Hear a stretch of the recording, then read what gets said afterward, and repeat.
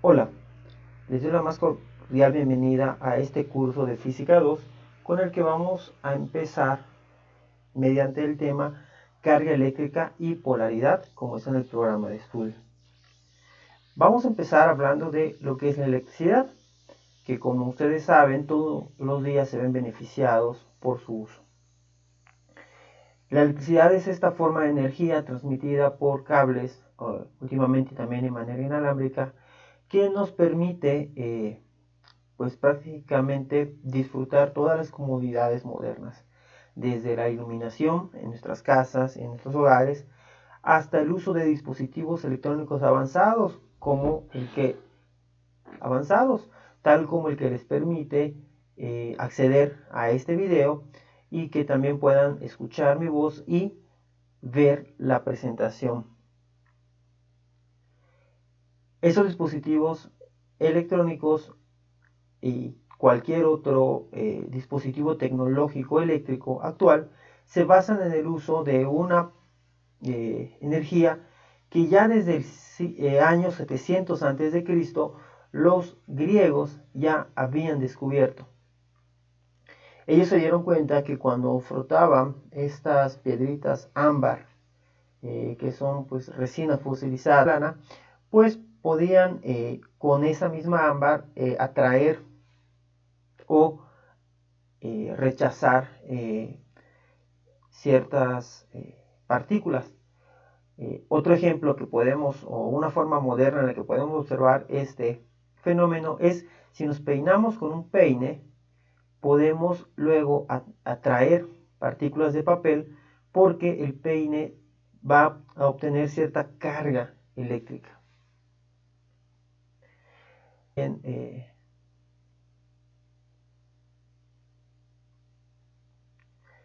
a lo que nosotros llamamos ámbar actualmente, ellos le llamaban electrón y de esta palabra derivó la electricidad.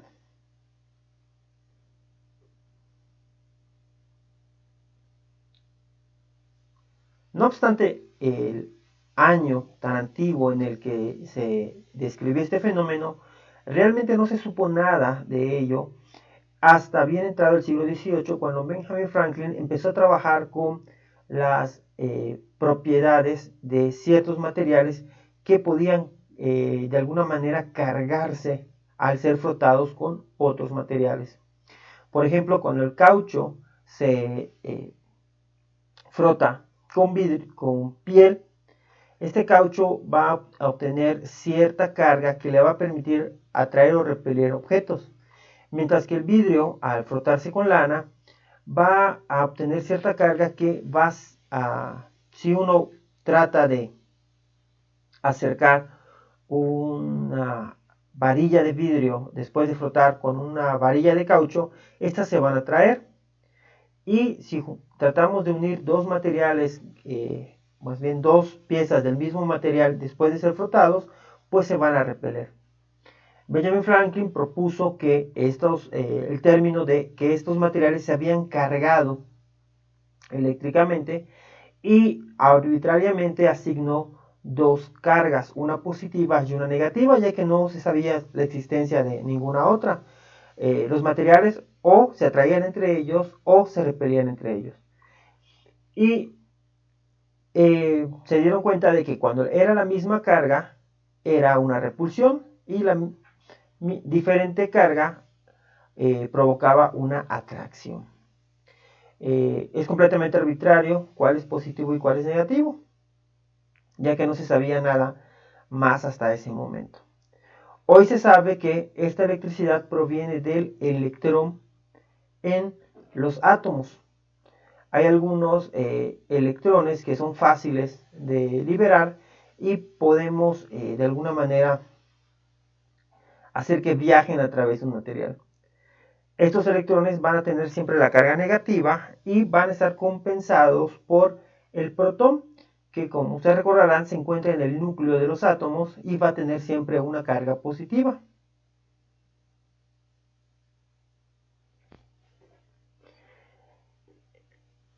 Más adelante se descubrió que estas cargas eléctricas no eran la generación de ningún éter o de algún ente mágico que provocara esta repulsión o esta atracción, ya que siempre se podía cargar, esperar que se descargue por completo el material y volver a hacerlo.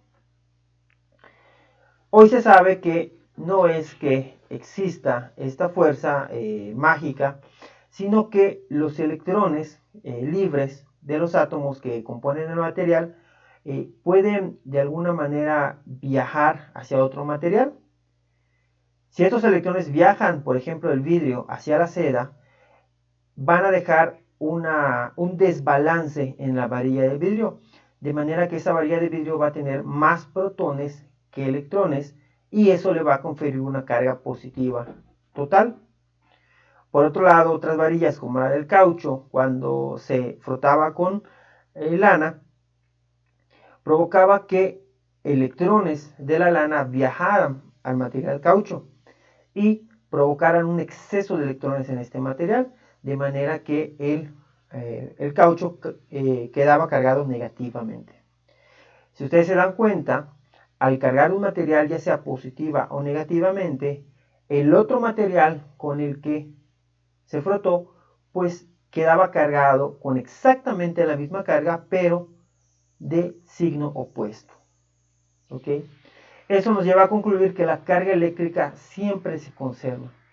Es decir, que el número de protones y electrones en el universo siempre va a ser el mismo. Solo que al momento de viajar de un lado a otro, estas cargas siempre van a estar equilibradas.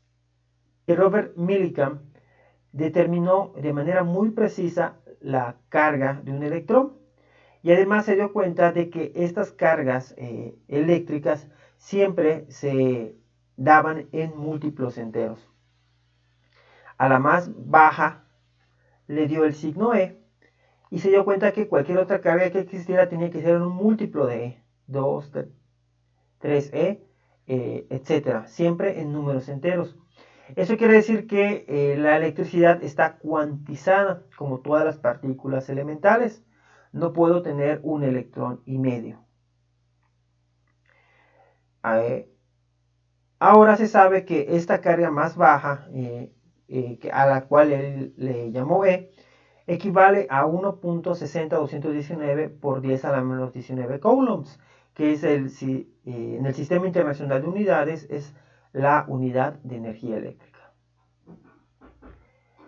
También se sabe ahora que las tres partículas elementales que conforman al átomo, protón, neutrón y electrón, tienen, en el caso del protón y el electrón, cargas exactamente iguales, pero de signo contrario, mientras que el neutrón no exhibe ninguna carga, es neutra.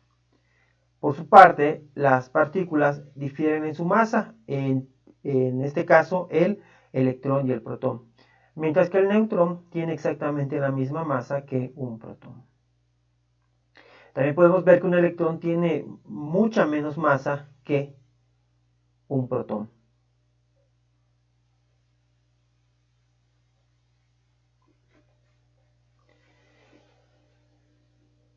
En la naturaleza, los diferentes materiales van a exhibir diferentes, digamos, conductas ante la electricidad.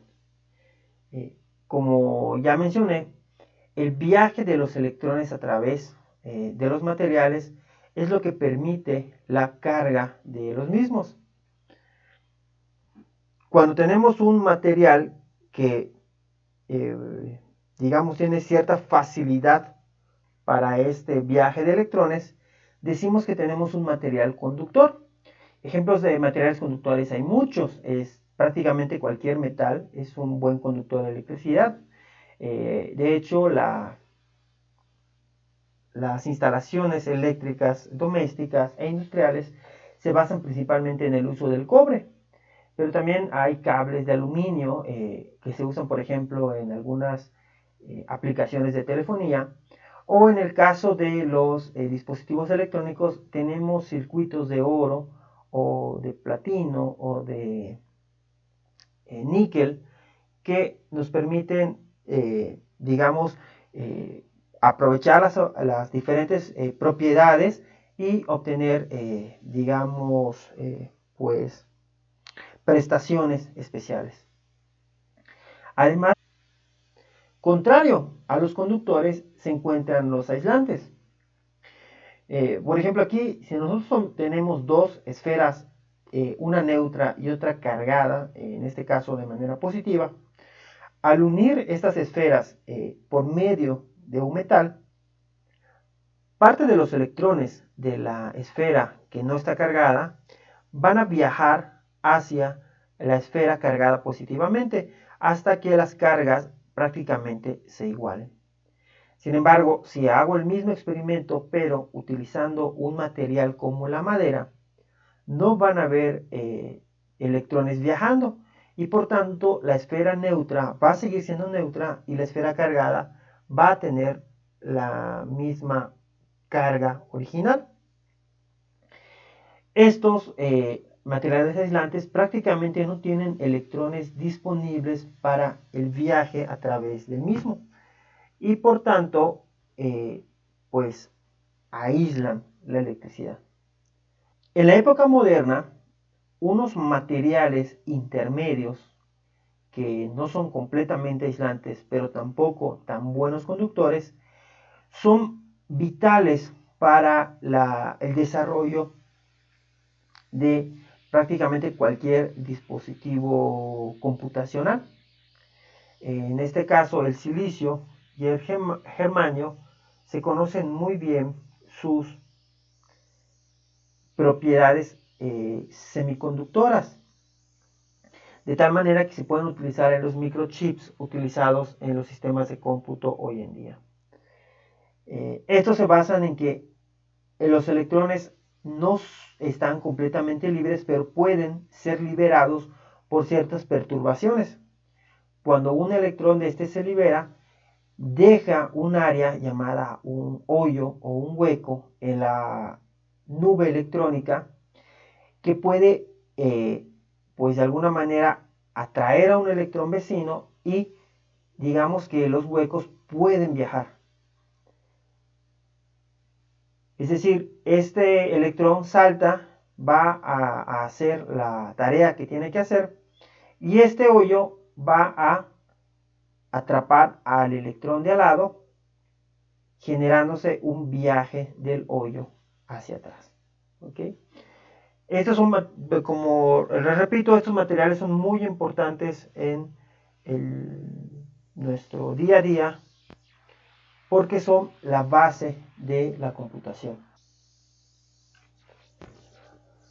Una propiedad muy importante que tienen estos electrones es que no necesariamente necesitan tocarse para transferir de alguna manera la carga eléctrica. Entonces vamos a tener dos formas principales para transferir estas cargas.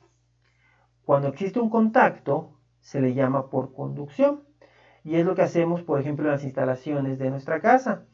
Cuando nosotros apagamos y prendemos la luz, el apagador tiene un dispositivo metálico que se mueve separándose del cable que trae la electricidad de la instalación de la calle, o cuando lo prendo, este dispositivo metálico hace contacto con el otro polo y permite el viaje de la electricidad. La otra forma de transferir electricidad es por medio de la inducción. En este caso, en esta imagen podemos ver que la varilla cargada positivamente, cuando lo acercamos a este dispositivo llamado electroscopio, hace que los electrones presentes en este material se concentren cerca de donde está la carga positiva, generando una carga negativa en este extremo, pero cargas positivas en los otros extremos.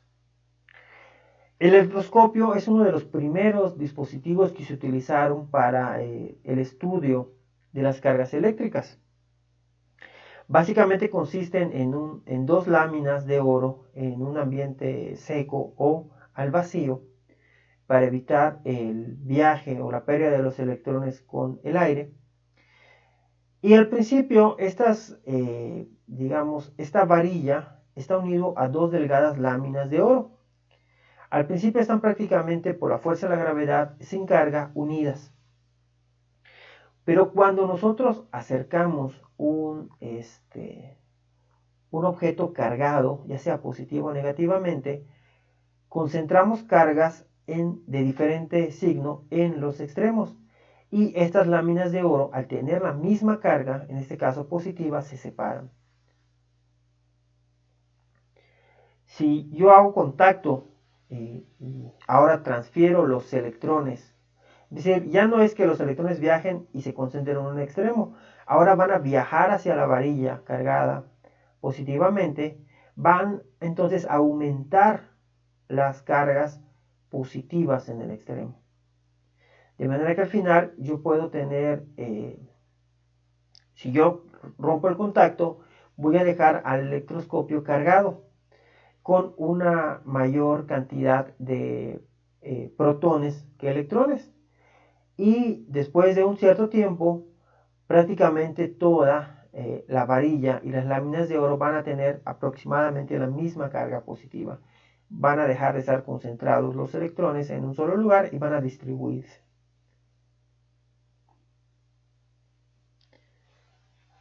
Una propiedad, o más bien esta propiedad de inducción, se da precisamente por la existencia de las nubes electrónicas en los átomos. Por ejemplo, tenemos aquí un átomo neutro no polarizado, en el que las cargas de los electrones están distribuidos en sus diferentes densidades electrónicas. Sin embargo, si yo acerco una carga negativa externa, esta carga negativa va a rechazar las cargas negativas de los electrones y se van a concentrar en el lado contrario de donde yo acerque mi carga externa.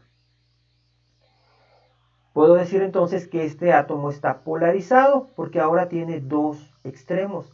Tiene un extremo que es mayoritariamente positivo y un extremo que es mayoritariamente negativo.